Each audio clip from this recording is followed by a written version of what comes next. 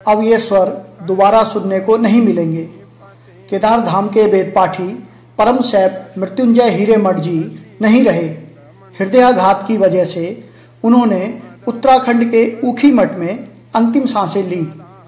19 अप्रैल 2024 को भगवान शिव में विलीन हुए बाबा केदार के अनन्य भक्त मृत्युंजय हीरेमठ जी मात्र 31 वर्ष के थे। जीवंत रूप में गुरु जी की वाणी में इस जीवन में अन्य स्तुति सुनने को नहीं मिलेगी, किंतु इस वाणी को जीवन के अंतिम समय तक नहीं भूल पाएंगे। हम सौभाग्यशाली हैं कि हमें इस पुण्यात्मा का सानिध्य प्राप्त हुआ। इतनी छोटी उम्र में ही उन्होंने भगवान शिव के स्तोत्र, भजन व श्लोकों के माध्यम से लाखों दिलों में जगह बना ली थी। मृत्युंजय हीरेमठ जी स्वरचित शिव स्तोत्र को गाकर अमर हो गए। आपकी वाणी को मां शारदा का आशीर्वाद प्राप्त था। जिसने भी आपके कंठ से शिव स्तुति सुनी वो आपका अनन्य भक्त हो गया। वर्तमान में मृत्युंजय हीरेमठ जी बाबा केदार के शीतकालीन गद्दी स्थल ओमकारेश्वर महादेव में वेद पाठी की जिम्मेदारी निभा रहे थे। मृत्युंजय का लगभग पूरा जीवन भगवान शिव की आराधना में ही गुजरा।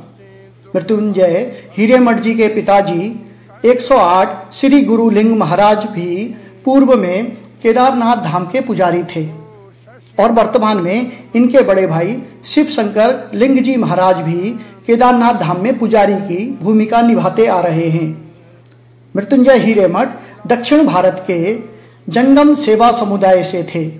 इस समुदाय के लोग ही केदारनाथ धाम में पुजारी होते हैं। 108 श्री गुरु लिंग महाराज के 4 पुत्रों में मृत्युंजय हीरेमठ सबसे छोटे थे। मृत्युंजय हीरेमठ जी केदारनाथ में वेद पाठी के रूप में नियुक्त थे। उनके स्वर अक्सर केदारनाथ, मद महेश्वर, ऊखी मठ आदि मंदिरों में सुनाई देते रहते थे। उनके गाए कई भजन बहुत लोकप्रिय हैं। उन्होंने न सिर्फ शास्त्रों में लिखे हुए पाठों को अपना स्वर दिया, बल्कि बेहद खूबसूरती से स्वरचित शिव स्तोत्र को भी लोगों के सामने रखा और प्रसिद्ध हो गए। मूल रूप से कर्नाटक के रहने वाले मृत्युंजय का पूरा बचपन ऊखी मठ में ही बीता। उन्होंने ऊखी मठ से इंटर की पढ़ाई करने के बाद फार्मेसी की पढ़ाई कर्नाटक से की। अपनी विद्वता और गायन शैली को लेकर उनकी एक बेहद अलग छवि थी। यही वजह थी केदारनाथ पहुंचने वाले सैकड़ों भक्त मृत्युंजय हीरेमठ जी को जरूर तलाशते थे। मृत्युंजय उन्हें वहां के बारे में बताते, शास्त्र सम्मत बातें करते और भजन स्तोत्र सुनाते। लाखों दिलों पर राज करने के बाद भी उनका व्यक्तित्व बेहद ही सरल व सौम्य था। केदारनाथ के साथ ही उनका बहुत अधिक जुड़ाव मद महेश्वर के साथ भी था। केदारनाथ धाम आने वाले लाखों भक्तों को मृत्युंजय हीरेमठ जी की कमी जरूर खलेगी।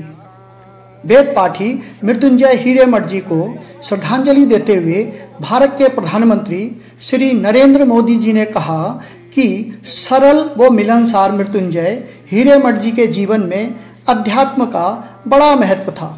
उनका निधन समाज के लिए एक अपूरणीय क्षति है।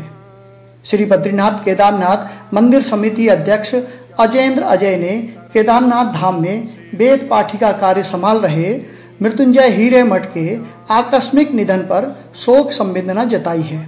उन्होंने कहा कि मृत्युंजय हीरेमठ ने हमेशा निष्ठा एवं सेवा भाव से कार्य किया तथा सोशल मीडिया में उनके शिव भक्ति स्तोत्र, भजन तथा लय पूर्ण गायन लोकप्रिय रहे।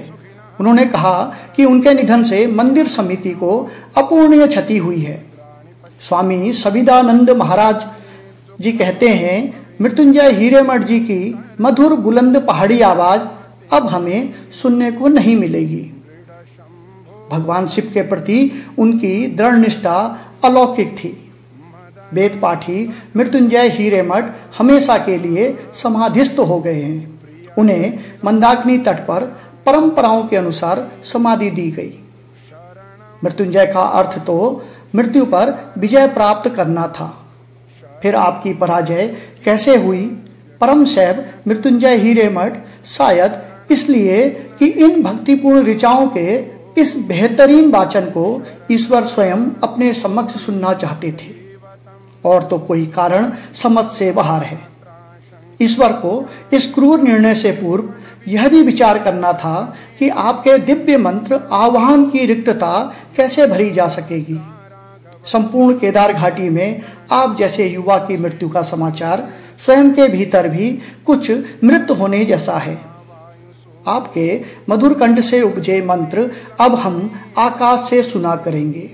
आपको हमारी विनम्र श्रद्धांजलि।